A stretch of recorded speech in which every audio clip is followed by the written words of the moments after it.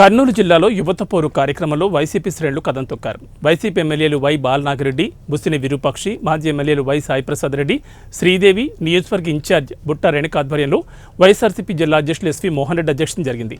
అనంతరం జిల్లా కలెక్టర్కు వినతి పత్రం సమర్పించారు. ఈ సందర్భంగా బుట్టా రేణుక మాట్లాడుతూ మెడికల్ విద్యను ప్రైవేట్ పరం చేస్తే వైఎస్ఆర్సీపీ సహించేది లేదని హెచ్చరించారు. పేద విద్యార్థులకు మెడికల్ వైద్య విద్యను అందించాలనే లక్ష్యంతోనే 17 మెడికల్ కాలేజీలకు మాజీ ముఖ్యమంత్రి వైఎస్ జగన్మోహన్ రెడ్డి శ్రీకారం చుట్టారన్నారు. కేంద్ర ప్రభుత్వం ఇస్తానన్న మెడికల్ సీట్లను వద్దని చెప్పిన ఘనత కూటమి ప్రభుత్వందే అన్నారు. ఫీజు రియంబర్స్మెంట్ నిధులు వెంటనే విడుదల చేసి విద్యార్థులను ఆదుకోవాలన్నారు. పేదలకు కార్పొరేట్ విద్యను అందించాలనే లక్ష్యమే నాటి వైఎస్ఆర్ ధ్యేయమన్నారు.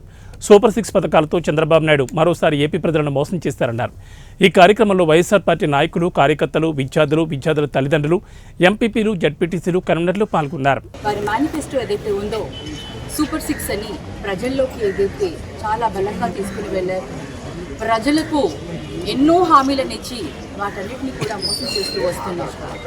మరి ముఖ్యంగా చూసుకుంటే ఈరోజు యువతకు ఏదైతే ఫీజు రియంబర్స్మెంట్ కానివ్వండి, వసతి దీవెన కానివ్వండి, అలాగే ఉద్యోగ అవకాశాలు కల్పిస్తామని చెప్పడంలో కానివ్వండి, మరి ఈరోజు ఒకవేళ ఉద్యోగ అవకాశాలు కల్పించని పక్షంలో ప్రతి ఒక్కరికి కూడా యువతకు 3,000 రూపాయలు నిరుద్యోగ వృత్తి ఇస్తానని చెప్పడంలో కానివ్వండి, ఇవన్నీ కూడా ప్రతి ఒక్కరిని కూడా మోసం చేయడం జరిగింది.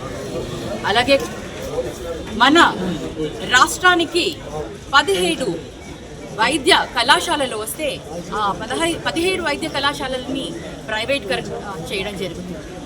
ఒక్కసారి మనం అందరం కూడా ఆలోచిస్తే ముఖ్యంగా మహిళలకు ఏ విధంగా అన్యాయం చేసుకుంటూ వస్తున్నారో కూటమి ప్రభుత్వం ఇవాళ అందరూ కూడా గమనిస్తున్నారు. మరి ఎంతో ప్రెస్టీజియస్గా పెట్టిన ఈ సంక్షేమ పథకాలని, వైఎస్ రాజశేఖర రెడ్డి గారు తీసుకొచ్చిన ఈ సంక్షేమ పథకాలని వైఎస్ జగన్మోహన్ రెడ్డి గారు ఎంతో ప్రెస్టీజియస్గా వీటిని ఇంకా ఎక్కువ సంక్షేమ పథకాలని అందిస్తూ ముందుకు తీసుకెళ్లిన ఈ సంక్షేమ పథకాలని కూటమి ప్రభుత్వం అంతకు మించి ఎక్కువ ఇస్తా అని చెప్పి ప్రజలందరినీ కూడా మోసం